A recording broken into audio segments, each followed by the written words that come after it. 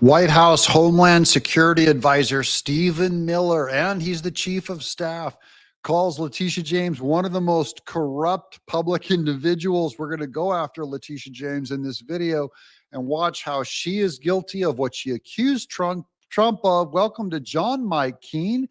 I hope you'll leave a comment below on what you think of Letitia James. Should she go to jail? Let us know in the comments below.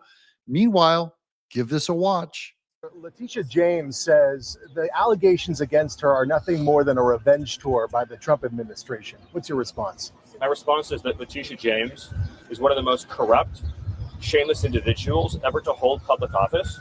She's guilty not only of those crimes, but of countless more crimes by using and abusing her public office to try to persecute an innocent man, depriving him of his rights, engaging in a conspiracy to obstruct our election, and to overthrow our democratic processes and procedures.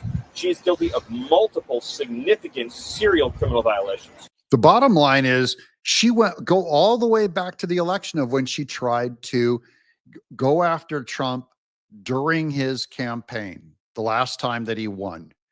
And she is trying to obstruct the democratic process of voting. She tried to put him in jail. She tried to bankrupt him.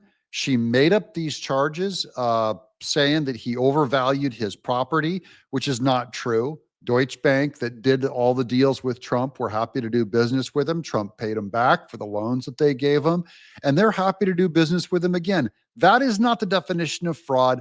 Letitia James is the definition of fraud, but the worst thing she did was go after Trump. And maybe said that she would marry, her dad was her husband on her housing certificate. Now we have more. This is her response of her criminal allegations. Letitia James not telling the truth. This is what she posted on Twitter. Did anybody contact you before this letter went out accusing you of this, that, and the other and making a criminal referral about real estate transactions? No, not at all. And let me just say to all New Yorkers and to all Americans, the allegations are baseless. That's not true. You know, it's a fact that she said that the property that she purchased, that there was only 4 units so that she could get a lower loan rate. When earlier it had been sold on another transaction of 5 units, maybe even 6 units. Also, her primary residence being in Virginia, that's illegal for her to be to run for office in New York, and she knows that too. She has played this real estate scam, and like all Democrats, of course, she accuses Trump of what she actually did. The allegations are nothing more than a revenge tour. And as you mentioned, my office was successful in securing a $454 million judgment against Donald Trump and others. Because you had a Democrat judge, Democrat jury, everything was Democrats in Manhattan, up one side of the legal procession and down the other. Trump never had proper representation by the public system itself. Was a giant Democrat institution designed to keep him from running for office or tie him up during his campaign. And you guys hoped you could slander him with these accusations and the people would believe you and go, oh, Donald Trump's a criminal. It didn't work. It backfired. You got him elected. And that's why we're laughing at you. For exaggerating the value of his assets. He engaged in a pattern and practice of fraud. And the interest is accruing each and every day while the case is on appeal in the first department. Yeah, it's going to get appealed. And everyone knows it's going to get appealed. So keep racking up your interest rates on money that he's not going to pay. You might as well double the amount, which is what she already did during the charging phase. Everyone with who even normal Democrats who are not just political hacks, the very few of them there are, have said that what you did was extreme, unprecedented, unprofessional, and political. It's important that individuals know that this is nothing more than the continuation of the tour. He went after law firms, universities, immigrants, women. No, wait, immigrants? You mean illegals? They're not, he doesn't have a problem with immigrants. We love immigrants, legal ones. He went after illegal aliens. So this is the kind of lies that she tells in public to try that only dumb people believe. If you think Trump's going after immigrants, you're dumb.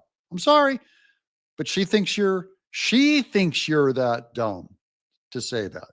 Thousands of federal employees right now are unemployed. Good. Our government is in chaos and in disarray. Is it though? What was it before Trump got in there? Was it smooth running and just? Dr. Oz just now said there's a bunch of illegals on Medicare and Medicaid in 3 different states. That is, they're drawing the same check from 3 different states. And now they're trying to fix it to help secure Medicare and Medicaid and our social structure, our entitlement structure. And you're saying that Trump is the one that brought in chaos at the federal government level? No one believes you, Letitia. Latrasha, try again. Medicaid, Social Security, CFPB, and the list goes on and on and on. And as you know, as you mentioned, each and every day, my office is leading the fight against these executive orders, which have no legal import at all. What about when Biden had executive orders? Did they have legal import? Have no legal significance. Were they legally significant when Biden did his executive orders? And we are standing up for the rights and privileges of New Yorkers and Americans. I will not be silenced.